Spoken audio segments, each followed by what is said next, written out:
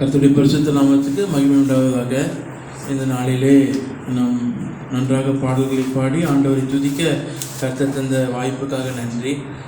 Brother தான் ஆராதனை செய்து இருக்கலான்னு இருந்தார். சரி, நான் கொஞ்சம் லேட்டாக வந்தால்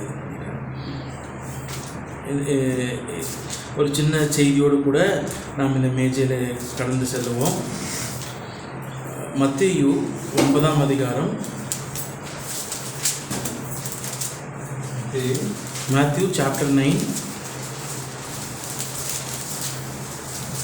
4ஆம் வசனம். மத்தேயு 9ஆம் அதிகாரம் 4ஆம் வசனம். இயேசு அவர்கள் நினைவுகளை அறிந்து, நீங்கள் உங்கள் இருதயங்களில் பொல்லாதவைகளை சிந்திக்கிறது என்ன? இயேசு அவர்கள் நினைவுகளை அறிந்து. அப்போ நினைவு என்று சொல்லும் பொழுது அது நம்முடைய மூளையிலிருந்து தோன்றுகிறதா இருக்கிறது. அடுத்த பகுதியில் அவர் என்ன சொல்கிறார்? உங்கள் இருதயங்களில் பொல்லாதவைகளை சிந்திக்கிறது என்ன? இரண்டாவதாக சொல்லும் பொழுது என்ன சொல்றாரு? இருதயம் சிந்திக்கிற அப்பரட்டஸ் கிடையாது. இருதயம் என்ன அப்பரட்டஸ்? இருதயம் இரத்தத்தை தூய்மைப்படுத்துகிறது, அல்லது இரத்தத்தை எல்லா பாகங்களுக்கும் செலுத்துகிற ஒரு அவயவம் தான் இருதயம். அப்பொழுது இயேசுவானவர் ஏன் இதை சொல்லுகிறார்? இயேசுவானவர் ஏன் இதை சொன்னார்? இருதயங்கள் என்ன போட்டிருக்கிறது? இருதயங்களில் இந்த மத்தேயு என்கின்றவர் ஒரு ஆக்கியோன். He is a writer of this book called Matthew. இதே விதமாக லூக்காவும் எழுதியிருக்கின்றார். லூக்கா பெரிய மருத்துவர். அவர் என்ன எழுதியிருக்கிறார் என்பதை பார்ப்போம். லூக்கா 5ஆம் அதிகாரம் 22ஆம் வசனம்.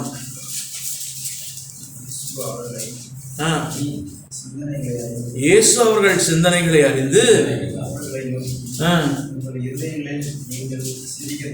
உங்கள் இருதயங்களில் நீங்கள் சிந்திக்கிறது என்ன? இங்கேயும் அதை தான் சொல்லுகிறார். இப்பொழுது ஒருவேளை மத்தேயு அவரோடு கூட இருந்தவராக இருக்கலாம், லூக்கா அவரை பற்றி கேள்விப்பட்டு எழுதுகிறார். ஆனால் இருவரும் எழுதுகின்ற விவரமும் ஒரே விதமாக இருக்கிறது. ஏன்னா மத்தேயு அவருடைய சீஷர் என்பதை நாம் அறிவோம். ஆனால் லூக்கா அவருடைய சீஷர், நேரடியான சீஷர் கிடையாது.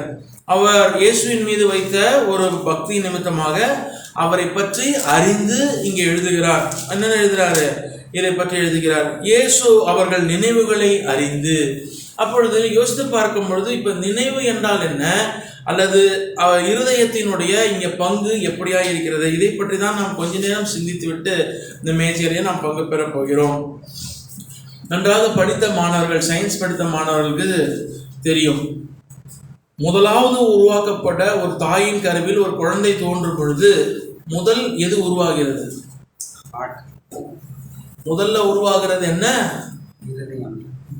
ஹார்ட்டுக்கு பின்னாடி ஒரு கமா ஷேப்டு ஒரு ஆர்கன் ஒன்று உருவாகுது. பார்த்தா அது கமா மாதிரி தான் இருக்கு. அந்த கமாவின் உச்சத்திலே ஹார்ட் இருக்கிறது. ஹார்ட்டை சுற்றி ஒரு கமா, அதுதான் இந்த ஆட்டோனாமிக்ஸ் நர்வஸ் சிஸ்டம். இந்த முதுகெலும்பில் இருக்கிற அந்த நர்வஸ் சிஸ்டத்தோடு கூட சேர்ந்து இந்த இருதயம் உருவாகிறது. அப்போ முதலாவது ஒரு பெண்ணானவள் கர்ப்பம் தரிக்கும் பொழுது அந்த பெண்ணுக்குள்ள ஒரு சிசு இருக்கிறது என்பதை எப்படி கண்டுபிடிக்கிறார்கள்? அந்த சத்தம், அந்த இருதயத்தினுடைய தொனி கேட்கப்படுகிறது. அதனால சொல்றாங்க, இந்த ஆட்டோனாமிக் நர்வஸ் சிஸ்டம் என்கின்றதான ஒரு நர்வஸ் சிஸ்டம் இருக்கிறது. அந்த நர்வஸ் சிஸ்டத்துக்கு முதல் தலைவராக இருப்பது எதுதான்? இந்த இருதயம் தான் அங்கே தலைவராக இருந்து செயல்படுகிறது. அப்போ இந்த மூளை என்ன பண்ணுதுன்னா, மூளையில யோசனைகள் வரும். மூளையின் விதமாக சில விஷயங்கள் யோசிக்கப்படும். ஆனால் இருதயம் தான் என்ன செய்யுமா? இதை பற்றி அதிகமாக கவலைப்படுகிறதாக இருக்கிறது. ஏனென்றால் இருதயத்தை is directly connected with autonomic nervous system. Autonomic nervous system என்ன பண்ணும்? ஒன்று நான் ஓடணுமா, இல்லை ஒளியணுமா, இல்லை நான் இந்த நேரத்தை எப்படி செயல்படணும், எல்லாவற்றையும் அதுதான் அங்கே என்ன பண்ணுது? தீர்மானிக்கிறது. மூளை என்ன பண்ணும்? அதற்கு நிறைய வேலை இருக்கிறது. என்ன இருக்கு?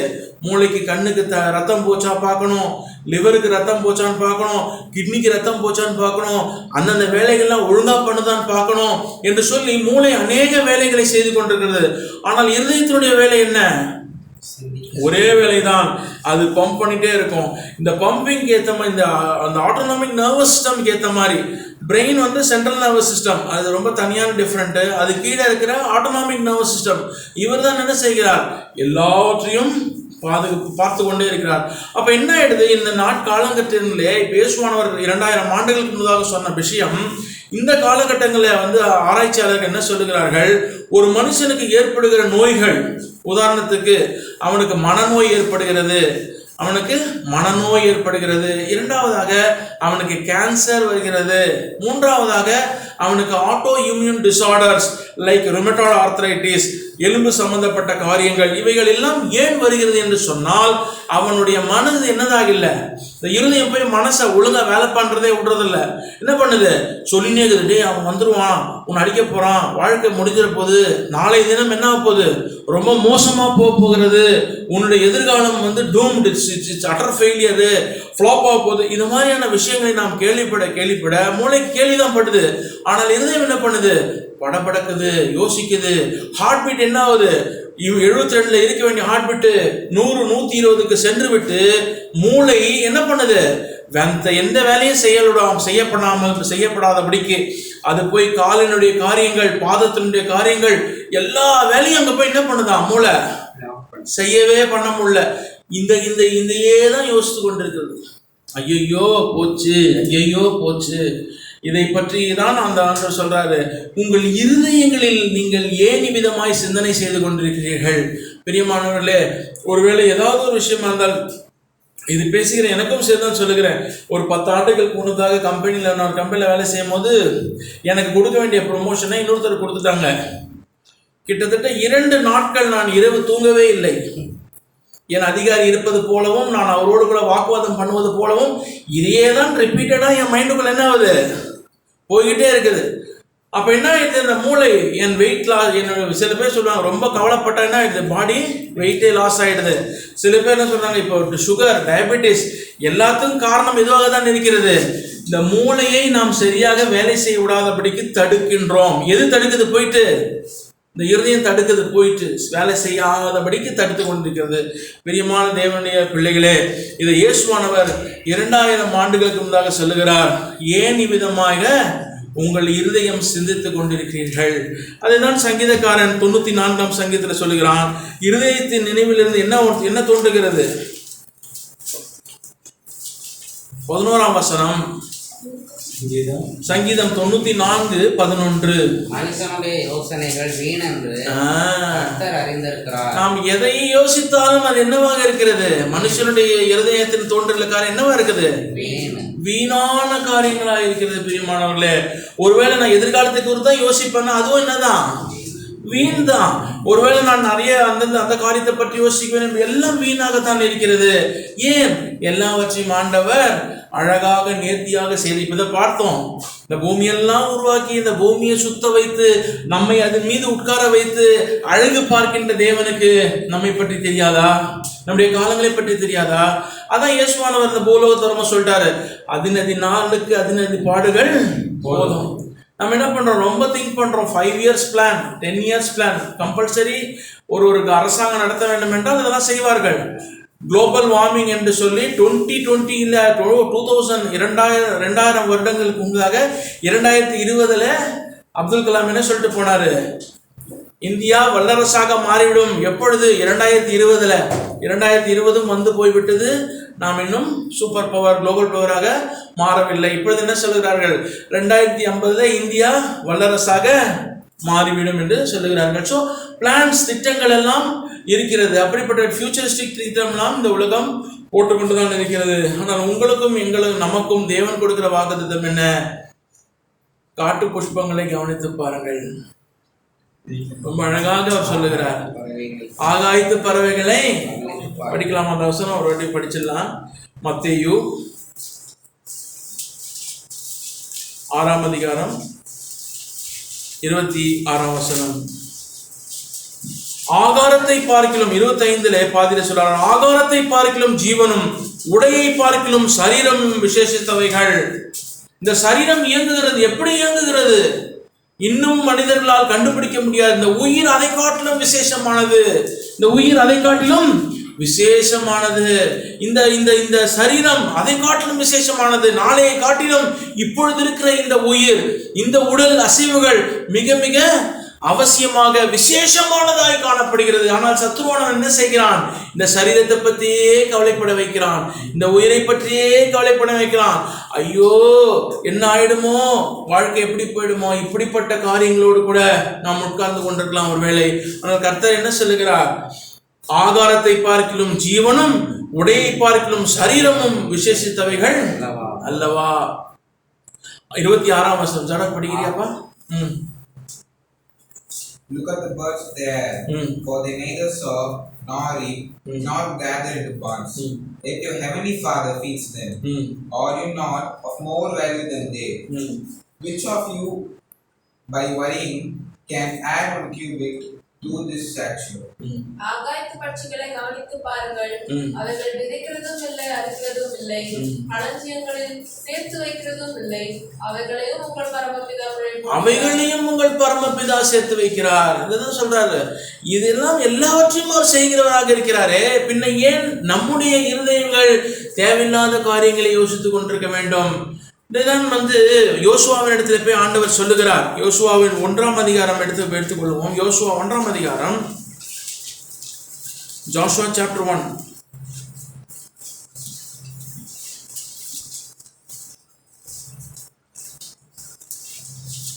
ஆறாம் வசனம் நானே படித்து விடுகிறேன். யோசுவா 1ஆம் அதிகாரம் 6ஆம் வசனம். முதலாவது சொல்லுகிறது என்ன?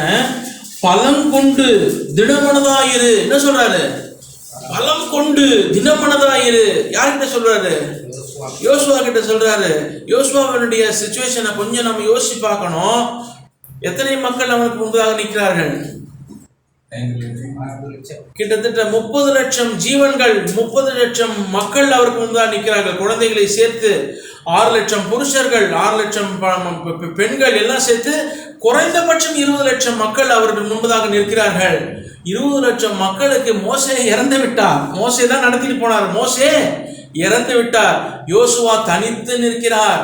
அவர் மனதிலே எவ்வளவு பயங்கள், எவ்வளவு போராட்டங்கள் நிறைந்திருக்கும். சாதாரணமான விஷயம் இல்லை பிரியமானவர்களே. எகிப்து என்கின்ற தேசத்திலிருந்து அவர்களை துரத்தி அடிக்கப்பட்டார்கள். வனாந்தர வழியாய் 40 வருஷம் அவர்கள் நடந்து வருகிறார்கள். நடந்து வந்த பிறகு யோர்தானுக்கு முன்பதாக நின்று கொண்டிருக்கிறார்கள். திகைத்தவாறு நின்று கொண்டிருக்கிறார்கள். ஐயோ நான் என்ன செய்வேன்? என் வாழ்க்கை எப்படியா இருக்க போகிறது? இதற்கு அப்புறம் என் வாழ்க்கை எதிர்காலம் எப்படி இருக்க போகிறது? என் பிள்ளைகளுடைய எதிர்காலம் எப்படி இருக்க போகிறது? யார் யார் என்னை அடிக்க போகிறார்கள் என்கின்ற பயத்தோடு கூட யோசுவா நின்று கொண்டிருக்கிறான் என்பதை நாம் மறந்துவிட வேண்டாம். எல்லாரும் நம்மை போன்ற மனிதர்கள் தான். ஆகவேதான் தேவன் அவரோடு சொல்லுகிறார், பலம் கொண்டு திடமனதாயிரு. இல்லை என்றால் அவரிடத்திலே தேவன் சொல்லியிருக்க மாட்டார். இந்த வார்த்தை ஏன் சொல்லணும்? ஒருவேளை இவன் பலமானவனாக திடமானவனாக இருந்தால் இயேசுவானும் தேவன் சொல்லியிருக்க மாட்டார். ஆனா சொல்றார், பலம் கொண்டு திடமனாக இருந்து இந்த ஜனத்தின் பிதாக்களுக்கு நான் கொடுப்பேன் என்று ஆணையிட்ட தேசத்தை நீ இவர்களுக்கு பங்கிடுவாய். யார் சொல்றாரு? நான் கொடுப்பேன்னு சொன்னப்பா, அதை நீ பங்கிடுவ. யார சொல்றாரு? யோசுவாவை. யோசுவா, யோ என்னை விட்டுறியா, நான் போயிடுறேன், எங்கேயாவது போயிடுறியா, நான் எப்படியாவது பழிச்சுக்கிறையா. மனசுல அப்படிதான் இருந்திருக்கும். வீரனாக நிற்க முடியாத ஒரு சில நேரங்கள் இருந்திருக்கும். அப்ப சொல்றா பாரு, நீ 7ஆம் வசனம் அவனுக்கு சொல்றாரு. அவர் சொல்ற ஒரே விஷயம் என்ன சொல்றாரு? என் தாசனாகிய மோசே உனக்கு கற்பித்த நியாய பிரமாணத்தின்படி நாம் செய்ய கவனமாய் இருக்க மாத்திரம் மிகவும் பலம் கொண்டு திடமனதாயிரு. என்ன சொல்றாரு? நீ போய் 10 பேர் அடிச்சு தூள் கலப்பி எல்லாம் பண்ணணும்னு நினைக்காதப்பா. நீ என்ன பண்ண? மோசே சொன்ன நியாய பிரமாணத்தின் வசனங்கள் எல்லாம் செய்ய கவனமாய் இருக்க மாத்திரம். அவன் என்னென்னலாம் எழுதி கொடுத்துட்டு போனாரோ அதையெல்லாம் நீ செய்வதற்கு என்ன பண்ண?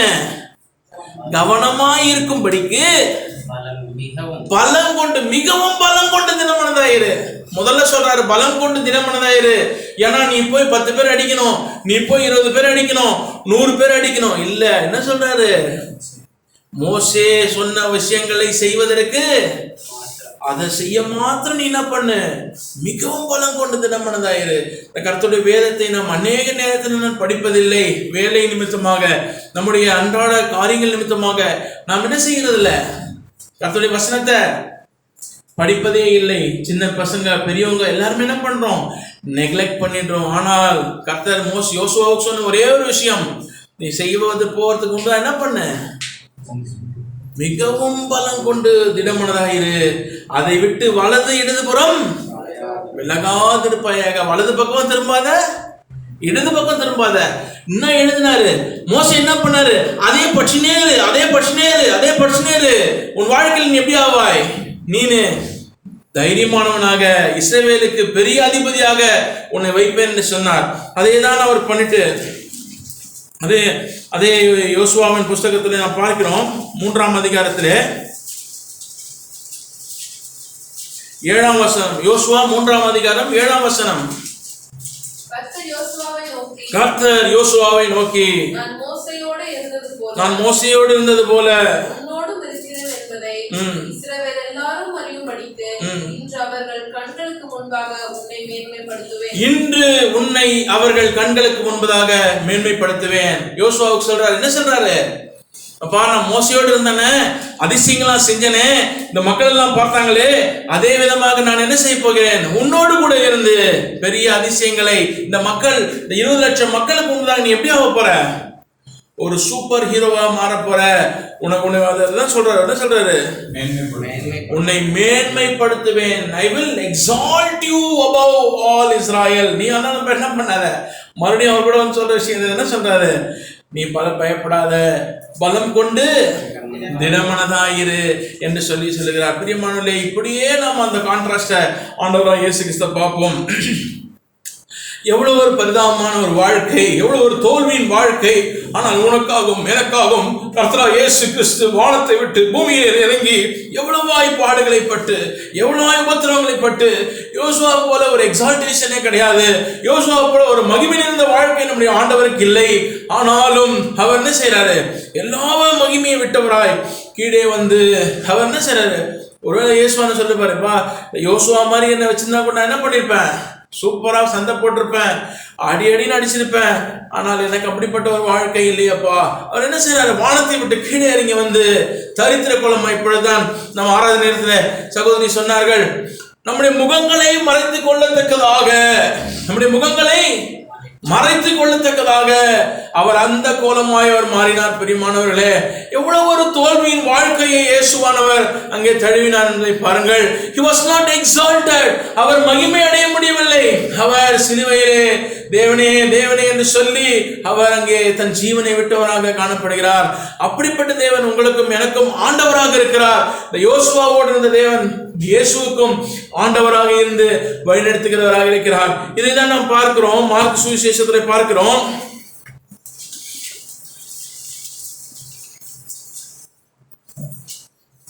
ரொம்ப பரிதாபமான வசனங்கள். மார்க் 16ஆம் அதிகாரம்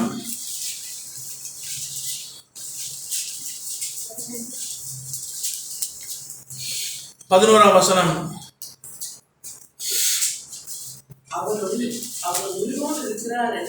அவர் உயிரோடு இருக்கிறார் என்றும் அவளுக்கு காணப்பட்டார் என்றும் அவர்கள் கேட்ட பொழுது, யார் கேட்ட பொழுது? சீஷர்கள் எல்லாரும். அவர்கள், அவள் என்றால் மரியாள், மகதலேனா மரியாள், அவர்கள் என்றால் சீஷர்கள் கேட்ட பொழுது நம்பவில்லை.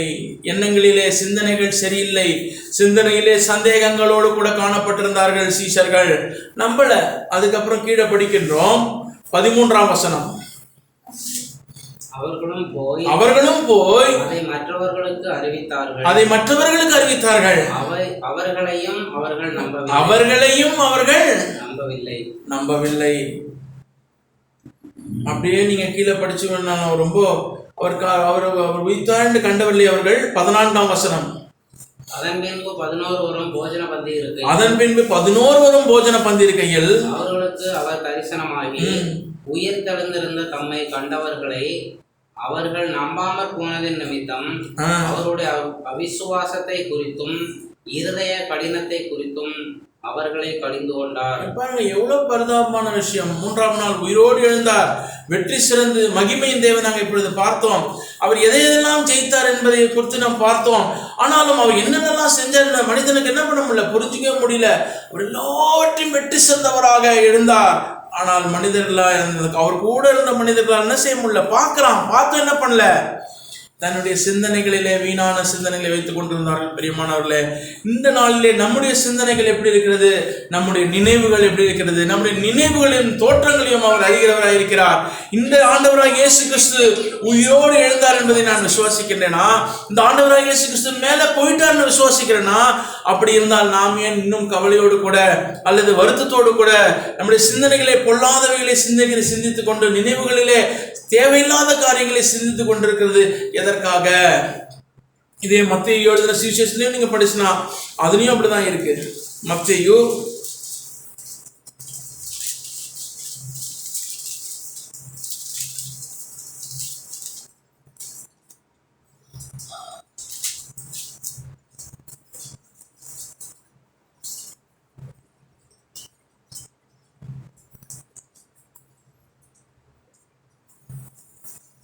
17ஆம் வசனம் 16-17.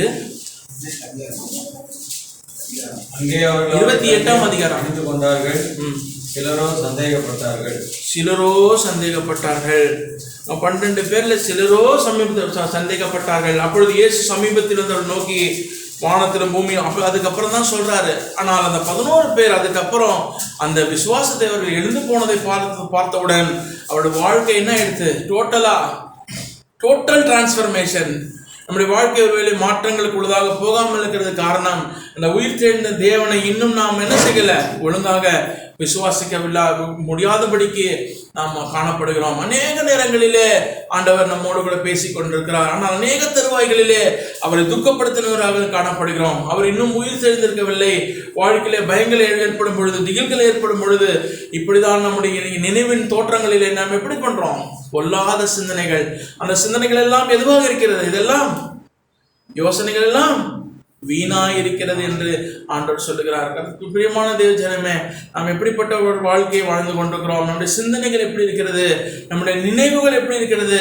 இருதயத்தையும் பலவீனமாக்குகிறோம், மனசையும் பலவீனமாக்குகிறோம், பலவிதமான வியாதிகளுக்கு நம்மை உட்படுத்திக் கொள்ளுகிறோம். மூளை என்ன செய்யறதில்ல, வேலை செய்ய விடுறதில்ல.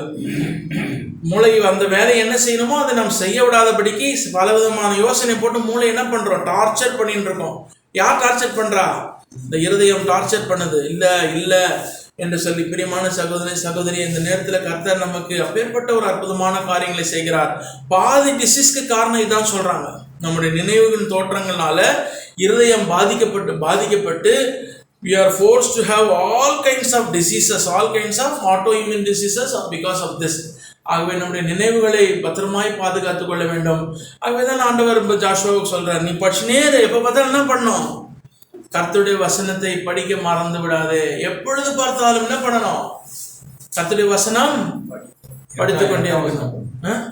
1 யோசுவா 1:8.